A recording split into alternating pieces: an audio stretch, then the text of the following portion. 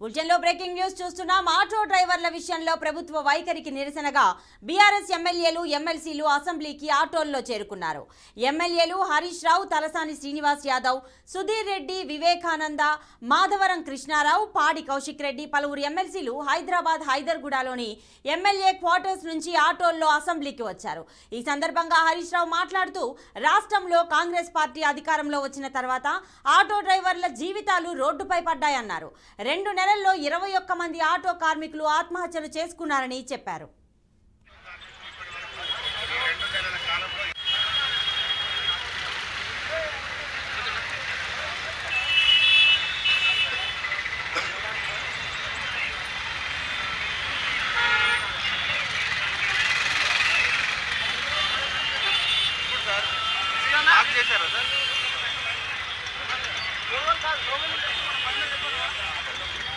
Video మంచిగా తీసుకోవడం లక్షణాలు వైరల్ కాదు.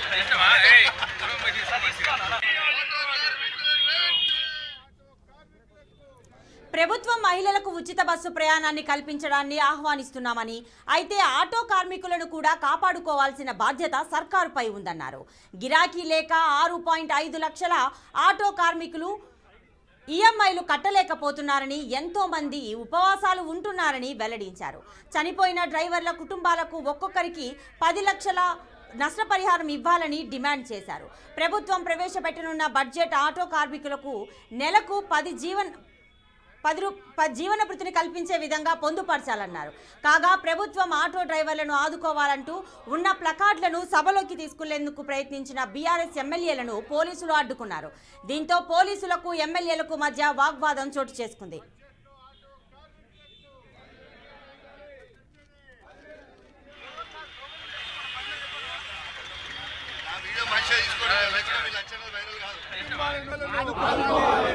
చనిపోయిన ఆటో కార్మికుల కుటుంబాలను బడ్జెట్ లో ఆటో కార్మికులకు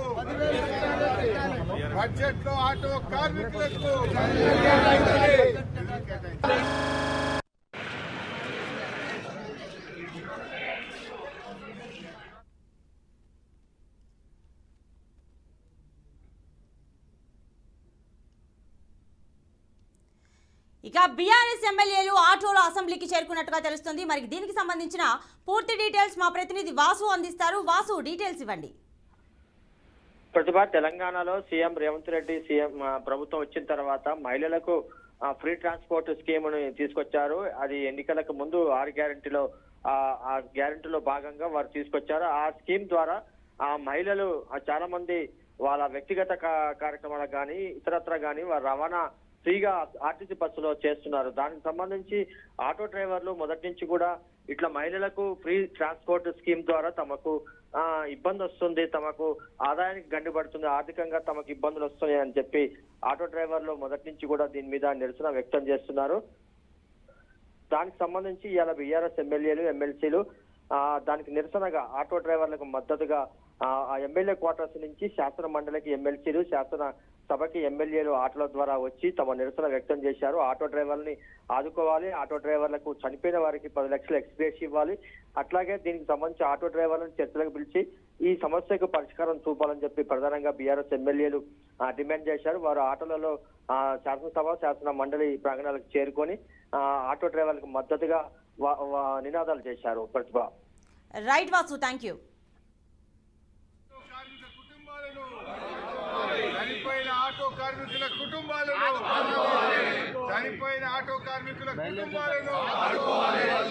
బడ్జెట్ లో ఆటో కార్మికులకు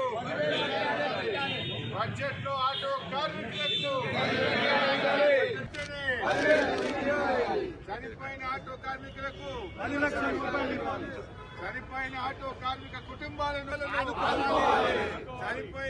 కార్మిక కుటుంబాలను బడ్జెట్ లో ఆటో కార్మికులకు